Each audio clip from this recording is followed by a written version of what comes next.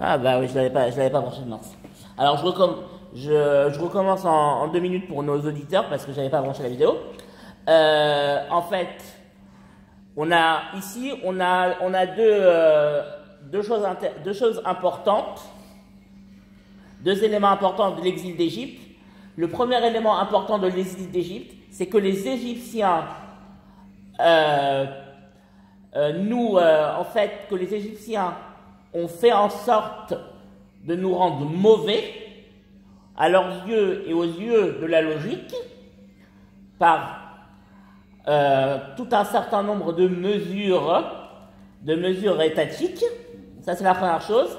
La deuxième chose, afin de limiter la natalité des Bnei Israël, les Égyptiens ont tout d'abord établi des chefs de corvée qui réveillaient les Bnei Israël aux aurores afin qu'ils ne puissent pas rester dans leur lit avec leurs femmes. Et dans la deuxième chose aussi, les Égyptiens ont imposé toutes sortes de travaux qui n'étaient pas des travaux qui étaient des travaux de construction et qui étaient des travaux très durs sur les Bnei Israël qui n'étaient pas habitués à ces travaux-là. Ok. Vaïteno aleno avoda kasha. Il prennent sur nous un travail très dur, Kemo Shenemar, comme il est dit dans le livre de Shemot, Vayavidu Misraël et Ben Israël befarer. Ils firent travailler les Bnei Israël befarer. Qu'est-ce que ça veut dire befarer? Alors il y a deux opinions qui sont en fait rapportées dans tous les commentateurs. La première opinion, c'est farer, ça vient de mafrer ou mafreret, qui veut dire quelque chose qui déstabilise et qui repousse et qui change la personne. En effet, les Bnei Israël étaient des bergers, donc ils n'étaient pas habitués à travailler dans des sites de construction et à travailler le béton et la brique. Et les Égyptiens, en les soumettant à un travail de briques et de chantier, ont changé leur nature et ont repoussé la nature propre des Bnei Israël. C'est ça, Befarer. La deuxième opinion nous dit Beferach, avec une bouche qui est lisse, qui est tendre. Qu'est-ce que ça veut dire avec une bouche tendre? Alors, le Midrash nous dit que Pharaon a lancé un programme de construction gigantesque dans toute l'Égypte, de villes d'engrangement, et il a amené tout le monde, il a appelé toute la population à l'effort de travail. Et donc les Béné Israël qui, eux, par reconnaissance, par reconnaissance qu'ils avaient envers le pharaon précédent qui les avait nourris, avaient comme motivation de venir aider le travail. Alors, ils sont venus le premier jour. Le premier jour, tout le monde est venu, toute l'Égypte est venue, même Pharaon a aidé. Il a pris une truelle et il a aidé. Le deuxième jour, les Égyptiens commençaient à partir. Chacun. Et ainsi de suite, jusqu'à ce que tout le monde parte et que seul reste les Bnei Israël sur le chantier. Et à partir de ce moment-là, les Égyptiens leur ont dit, vous voyez la quantité de briques que vous avez fait aujourd'hui, vous devez la faire tous les jours. Donc c'est ça en fait, Befarer, Beferach. Vanitzak, El Hashem, Elohe Avotenu, Vaishma Hashem et kolenu, vayar et onyenu, vet amalenu, vet lachatzenu. Vanitzak, el Hashem et avotenu, nous criâmes vers Hashem, vers l'Éternel, le Dieu de nos pères. Hachem a entendu notre voix, il a vu notre souffrance et notre douleur et notre stress. Ok, il y a un problème dans ce verset. Quel est le problème dans ce verset? Le fait d'aller demander à Kadosh Baruch Hu. Ouais, non, c'est plus un problème interne au verset. Il y a marqué, dans le verset, il y a marqué Vanitzak El Hashem Eloi Avotenu. Nous criâmes vers Hashem, le Dieu de nos pères. Jusqu'à présent, on a ramené des versets du livre de Shemot. Ouais. Dans le livre de Shemot, il n'y a aucun verset qui parle du fait qu'on a crié vers Akadosh Baruch Hu. Le fait qu'on a crié vers Akadosh Baruch Hu n'est mentionné nulle part. Donc on a un problème. Et le problème est marqué, parce que comme tu verras dans la paracha de Kitavo, dans ce verset, sur le mot Vanitzak, il y a un Zakef Katon. Il y a la barre et les deux points, le Zakef Katon. Et le Zakef Katon, c'est un grand arrêt, c'est un point virgule. C'est un point virgule, ça veut dire il faut t'arrêter, il faut voir, il faut considérer le mot Vanitzak. Parce que le mot Vanitzak, d'après le contexte, et d'après le contexte de toute la Torah, le mot Vanitzak n'a pas de rapport avec la suite du verset. Et surtout, vers le mot El Hashem Eloi Avotenu. Vers la phrase El Hashem Eloi Avotenu. Pourquoi? Parce qu'il n'y a pas de verset dans Shemot qui nous disent qu'on a crié vers Hashem. Alors on va voir. On va voir ce que nous dit la Haggadah. Vanitzak El Hashem Eloi Avotenu. Kemo Shenemar, comme il est dit dans la Haggadah, dans Shemot. Vaï Bayamim Arabim Ahem. Et ce fut lors de ces nombreux jours, Vayamot Melech Mitzraïm, le roi d'Égypte, mourut. Vayanchu Bnei Israël Mina Avoda, les Bnei Israël gémirent sous le travail. Vaizraku, ils ont crié. Vatal Shavatam El Elohim Mina Avoda. Alors, comment le verset de Parashat Kitavo a-t-il considéré qu'on a crié vers Akadosh Baruch Hu? Alors c'est très simple. Le verset de Shemot finit par une phrase extraordinaire. Vata'al shav'atam el Elohim min avoda. La plainte des béné Israël est montée d'elle-même vers Hachem du travail. Donc ça veut dire qu'au niveau conscient, on n'a pas crié vers Hachem, mais au niveau inconscient, c'est-à-dire dans le cœur des Bnei Israël, les Bnei Israël, dans le plus profond du cœur de la Neshama des Bnei Israël, les Bnei Israël ont crié vers Akadosh Baruch Hu. Et le verset dans Devarim vient te donner en fait le fondement de la Neshama des Bnei Israël. Pourquoi? Parce que c'est un juif qui est rentré en Eretz Israël et qui vient remercier Akadosh Baruch Hu de l'avoir fait venir en Eretz Israël. C'est pour ça qu'il considère que les Bnei Israël ont prié vers Akadosh Baruch Hu, ont crié vers Akadosh Baruch Hu, même si dans la réalité, ils n'ont pas crié vers Akadosh Baruch Hu. Vaishma Adonai et Konenu, Kemo Shenemar, Vaishma Elohim et Naakata, Vaishkor Elohim et Berito, et Abraham et Tzrak, et Yaakov. Alors ce verset, il est très très important. Hachem a entendu notre voix, comme il est dit.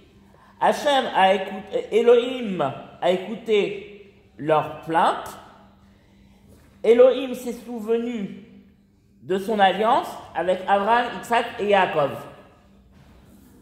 Là, on est passé d'un stade à un autre. Le verset nous dit Vaishma Hashem et kolenu. Ça veut dire que Hashem a entendu notre voix. Mais dans le verset de Shemot, on nous parle de Elohim. Il y a une différence entre Hashem et Elohim. Hashem, c'est Midat HaRachamim, c'est la pitié, c'est la miséricorde, et Elohim, c'est le djinn. Qu'est-ce que ça veut dire? Ça veut dire qu'à partir du moment où les Bnei Israël ont crié vers Akadosh Baruch Hu, ont gémi, Hashem, Elohim, c'est-à-dire la Midat HaDjinn, a considéré que leur plainte devait être analysée par Akadosh Baruch Hu et qu'Akadosh Baruch Hu devait faire quelque chose. Et automatiquement, de manière automatique et de manière, je dirais, morale et judiciaire, Akadosh Baruch Hu s'est souvenu de l'alliance qu'il avait contractée avec les Havot. Comme il est dit dans la paracha de Vaera, Moshe va voir Akadosh Baruch Hu après sa première tentative de médiation avec Pharaon à la fin de Shemot. Cette tentative échoue. Pharaon durcit le travail et Moshe va voir Hachem et il lui dit mais qu'est-ce que tu as fait? Qu'est-ce que tu as fait ce peuple pour que tu sévisses, que tu durcisses encore plus l'exil et la souffrance? Alors là, Akadosh Baruch Hu lui répond, tu vas voir ce que je vais faire à Pharaon. Tu vas voir maintenant ce que je vais faire à Pharaon. Et la conséquence, c'est Vaidaber Elohim El Moshe. La Midat HaDjinn a parlé à Moshe, et de là, on va avoir le souvenir des Havot, et on va avoir les 4 langages de libération. Donc là, on voit que Akadosh Baruch Hu, qu'est-ce qu'il a fait? Il a rendu mesure pour mesure aux Havot. Et c'est grâce à nos patriarches qu'on est sortis d'Égypte. C'est grâce à la promesse que Akadosh Baruch Hu a fait aux patriarches. Ça veut dire qu'à ce stade-là, c'est pas grâce à nos mérites qu'on est sortis d'Égypte. Alors, Vayar et Onyenu, il a vu notre souffrance. Zo perishut derech eretz, kemo shenemar, Vayar Elohim et Bnei Israël, Vayeda Elohim. C'est la dislocation des couples. Je dirais même plus, c'est la séparation des instincts naturels. L'instinct naturel le plus important, c'est l'instinct de reproduction. Là, les Égyptiens, après ce qu'on a dit, dans le fait qu'il est élevé très tôt pour pas qu'ils restent au lit avec leurs femmes, on disloquait les couples et on disloquait l'instinct, on neutralisait l'instinct naturel de reproduction. Comme il est dit, Vayar Elohim et Bnei Israël Vayeda Elohim. Alors là, on a besoin des commentateurs parce que c'est hyper intéressant. Ze atashmish, kemo shenemar, aish en ba'aretz lavo alenu kederech kol haaretz, veze lashon onyenu shehu einui gadol, כשמפרישים האיש והאישה ממצאת עונתם, כמו שדרשו במסכת שומר, אם תענית בנותם מתשמיש. וזהו וירא, כמו שנאמר, וירא אלוהים את בני ישראל, שהם דברים שבנסתר, שאין רואה אותם, אלא האל יתברך שהוא יודע מה בחשיכה. Alors là, le Tashbetz nous dit quelque chose d'extraordinaire. Pourquoi la Haggadah nous parle de Derer Eretz. Pourquoi la Haggadah nous considère la relation charnelle entre l'homme et la femme comme étant un Derer Eretz, le chemin naturel, le chemin de la terre. Alors c'est très simple. Le Tana de la Haggadah, parce que c'est les Tanaïm qui ont écrit la Haggadah, il se réfère à un verset de Parashat Bereshit, du Sefer Bereshit de Parashat Vaera, lorsque Akadosh Baruch Hu a détruit Sodome, les filles de Lot se sont échappées avec leur père dans une grotte et elles ont dit il n'y a plus personne pour venir avec nous, pour s'unir avec nous, comme le Derer Eretz, comme le chemin de la terre. Et de là, le Tana de la Haggadah nous prend comme exemple ce verset, d'après le Tashbetz. Et pourquoi on nous dit Vayar, il a vu, et Vayeda Elohim, et Akadosh Baruch, et Elohim a su. Pourquoi? Alors le Tashbetz nous dit quelque chose d'extraordinaire. Il nous dit parce que la dislocation des couples, les Bnei Israël étaient tellement tsanoua, ils étaient tellement pudiques, que la dislocation des couples se faisait dans la chambre et dans l'obscurité, la relation de couple. Donc le fait de disloquer les couples, c'était quelque chose de caché. Donc il n'y avait que Hachem qui pouvait savoir ça. Personne d'autre. Ça, c'est ce que nous dit le Tashbetz. Alors, le Ritba nous dit autre chose. Il nous dit d'où on sait que c'est qu'on parle de la dislocation des familles, de la dislocation des relations charnelles homme-femme, du mot de la phrase Vayeda Elohim. Elohim su. Pourquoi?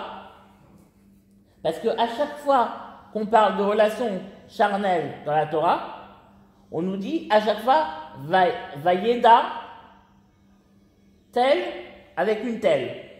Vayeda Adam et Chava Ishto, etc., etc. Donc, les versets nous disent vraiment que ça désigne la dislocation des familles, la dislocation des relations charnelles. Ok. Vet amalenu, et notre souffrance, Elou Banim, c'est les enfants, Kemoshe Nemar, Kol haben ayilod ayorat tashlichu, vechol habat techayun. Alors, qu'est-ce que ça veut dire en fait? Pourquoi on nous dit que c'est la souffrance, que c'est le amal, le poids de la souffrance, c'est les enfants? Parce qu'on a un verset dans Michelet, nous dit le Tashbetz, qui nous dit la chose suivante: Adam, le amal yulad. L'homme, il est né pour ployer sous le travail, sous la fatigue et la souffrance. Alors, et qu'est-ce que nous disent les autres commentateurs? Par exemple, Abu Dharam nous dit que le fait que pour élever les enfants, on déploie beaucoup de fatigue et beaucoup de choses, beaucoup de force. C'est pour ça que c'est un mal, c'est une souffrance, c'est un poids. Voilà, je cherche le mot, c'est un poids. Alors, qu'est-ce que nous dit le Ritba? Le Ritba nous dit la chose suivante, il nous dit quelque chose d'extraordinaire. Il nous dit comme Abu Dharam, il nous dit que, en fait, l'homme déploie beaucoup de force et beaucoup de moyens pour éduquer ses enfants et pour même leur assurer un avenir. C'est-à-dire même leur laisser, après sa mort, de l'argent ou des biens qui pourront hériter pour assurer un avenir. Et il nous dit encore quelque chose d'extraordinaire, le Ritba, il nous dit que parfois, un père peut mourir, c'est le verset qui nous dit dans Qoéleth, qu'un père peut mourir à cause du vœu de son fils. Ok. Alors, pourquoi le verset, pourquoi la Haggadah emploie le verset de Kol Aban Ha'ilod Hayorah Tashlichu Vechol Abat Techayun, tout garçon qui sera né, vous jetterez dans le Nil, et les filles, vous les ferez vivre. Alors c'est très simple. Pourquoi on emploie ce verset pour parler de la souffrance? Parce que ici, on a deux notions. La première notion, c'est que le garçon qui assurait la descendance et la subsistance n'existera plus. Et d'autre part, les filles, qu'est-ce qu'elles vont devenir, les filles? Elles vont soit être célibataires, esclaves célibataires, ou soit elles vont être asservies et violées par les Égyptiens. Donc ici, il y a une double souffrance. Ve'etlachatenu zad dechak, kemo shenemar, ve'gam raiti et alachat asher Misraim lochatsim otam. Alors, ve'etlachatenu zad, et notre pression, c'est le fait qu'ils nous opprimèrent, comme il est dit, et j'ai vu la pression que les Égyptiens plaçaient sur les Béné Israël. Elouem anoksim arodim bahem leachbid alehem avoda yoter mikidei kocham. לאחר שדרשנו זה הכתוב, נדרש הכתוב הבא אחריו לסמוך כל פרק לפסוקי התורה. Ok, nous dit le Tashbetz, c'est quoi en fait cette pression? C'est que les chefs de corvée les pressaient et les stressaient pour qu'ils fassent leur quota de briques et leur quota de travail tous les jours, le même quota. Pour le fait de les asservir et le fait de diminuer leur natalité. Et Abu Dara nous dit en fait, Ve'etlachatenu zad dechak, la même chose, Tochen alevenim, c'est-à-dire la part de briques, la quote-part de briques qu'on devait faire journalièrement. Le Ritba nous dit, Kisheraou Amisrim, shelo hayu yecholim lechayotam, itrilu litrok otam, sheyachzirum leumonotam, veitarbu bahem, ודחק זה שמד. זהו שנאמר, וגם ראיתי את הלחץ, כי זה הוסיף לגאול אותם מהרה. כי הרי אנוכי שמה לא יוכלו לעמוד בניסיון, כבר התחילו להתערב בהם קצת ולבטל ברית מילה, וללכת אחר הכוחות העליונים והכספים. Alors le Ritba nous dit quelque chose d'extraordinaire. Il nous dit, la pression, c'était pas une pression de travail, c'était une pression culturelle et religieuse. Les Égyptiens ont commencé à les presser à renoncer à la Torah et aux mitzvot et à renoncer à la croyance en Akadosh Baruch Hu pour se convertir à la croyance de l'Égypte. Et Akadosh Baruch Hu, nous dit le Ritba, il a pressé la libération, parce qu'on est resté que 210 ans, on n'est pas resté 400 ans, en exil, et il a pressé la libération parce qu'il a vu qu'il y avait parmi les Bnei Israël des gens qui commençaient à s'assimiler, donc pour pas qu'ils s'assimilent, il a précipité la libération. Ok. ויוציאנו השם ממצרים ביד חזקה ובזרוע נטויה ובמורא גדול ובאותות ובמופתים. On va passer ce verset, cette chose-là. Je voudrais arriver à un gros problème de la Haggadah. Il y a écrit dans la Haggadah, Vayotzienu Hashem mimitzraim, lo alide malach, velo alide saraf, velo alide shaliach, et là Kadosh Baruch Hu, birchvodo uv'atzmo shenemar, ועברתי בארץ מצרים בלילה הזה, והכיתי כל ברכו בארץ מצרים, מהאדם עד בהמה, ובכל אלוהי מצרים עשה שבטים, אני השם.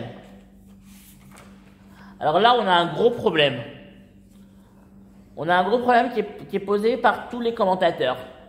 Akadosh Baruch Hu nous dit dans la Torah, nous dit le Baal Haggadah, c'est-à-dire celui qui a écrit la Haggadah, que Akadosh Baruch Hu nous a sortis d'Égypte non pas par un ange, non pas par un saraf, un ange de feu, non pas par un messager, par un envoyé, mais que Akadosh Baruch Hu lui-même nous a sortis, lui-même, comme il est dit, je passerai, c'est encore un verset de Shemot, je passerai au cœur du pays d'Égypte dans cette nuit, je frapperai tous les premiers-nés du pays d'Égypte, depuis l'homme jusqu'à la bête, et je ferai un jugement contre toutes les divinités de l'Égypte. On a un problème. Quel est le problème?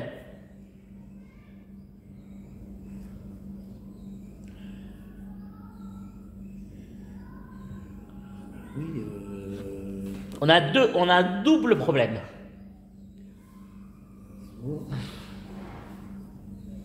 Qui va se régler très vite d'ailleurs. alors vas-y.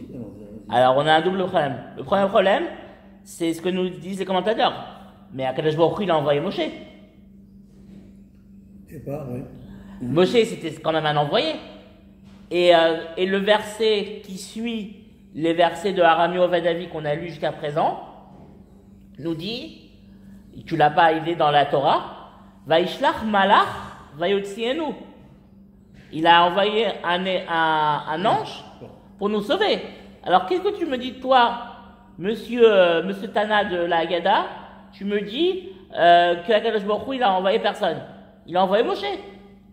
Mais Moshe, c'était pas pour sortir le peuple d'Égypte. Si. C'était uniquement pour discuter avec, donner des Pour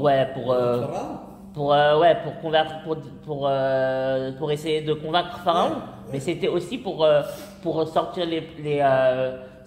Moshe aussi a été l'instrument d'Akadosh Baruch Hu pour sortir d'Égypte. Alors c'est Moshe qui a fait les premières plaies. Ça c'est le premier problème. Sous-ordre d'Akadosh Baruch Hu. Ça c'est le premier problème.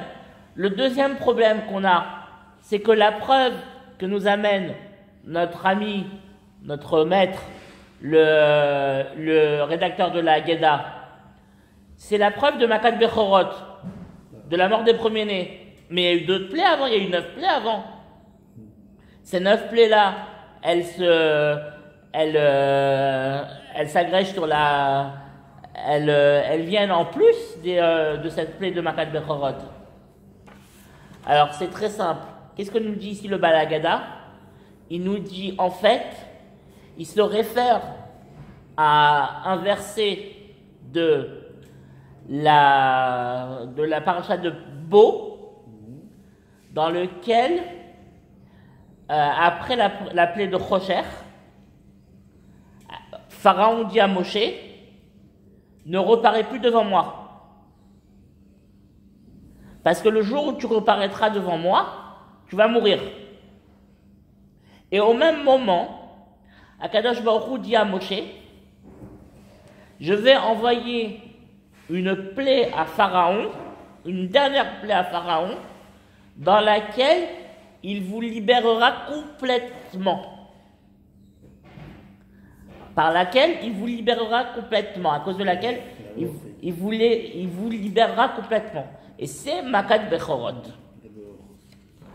Alors, c'est intéressant de voir, en fait, et c'est pour ça que le Baal Haggadah nous dit que Hachem nous a fait sortir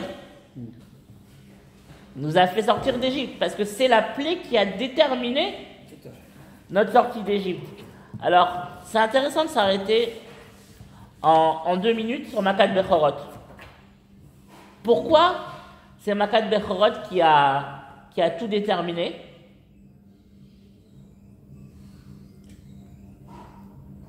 Ben, c'est quand même au nombre de 10 déjà. Oui, bon. Le cumul Des plaies, de toutes des les plaies, je plaies. suis d'accord avec toi. Mais c'est vraiment Makat Bechorot, d'après ce que nous dit le rédacteur de la Haggadah, c'est vraiment Makat Bechorot qui a tout Moi, déterminé. À mon avis, c'est la plaie la plus méchante.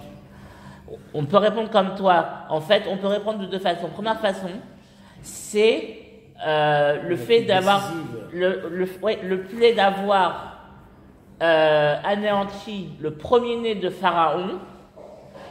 Ça veut dire que on anéantit l'Égypte parce qu'on anéantit le futur prince, la succession. Ouais, la succession. Donc ça, c'est la première chose. On peut répondre comme ça. Mais on peut répondre aussi selon ce que nous avait dit, ce que nous a dit Rabbi Yehuda Ashkenazi, c'est que la plaie de Makat Bechorot, elle considère que à l'origine du monde, déjà Akadosh Baruch Hu, dans sa pensée créatrice et dans sa pensée première, avant que le monde ne soit créé, il avait déjà en pensée le fait qu'il allait créer Israël et qu'il allait créer une nation qui sera une nation particulière qui, elle, sera le prisme de la divinité dans le monde, c'est-à-dire le messager de la divinité dans le monde. Donc, à partir du moment où on est avant la création, ça veut dire que Akadosh Baruch Hu est seul, donc c'est à lui à réaliser Makat Bechorot seul, sans personne. Alors, il y a aussi une autre question. Bah, ça, c'est la question qui est assez,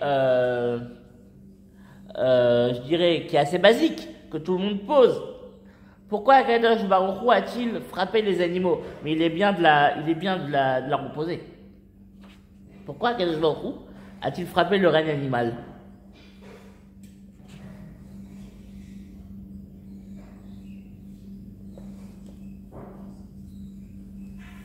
Est-ce qu'il était plus peuplé que les êtres humains?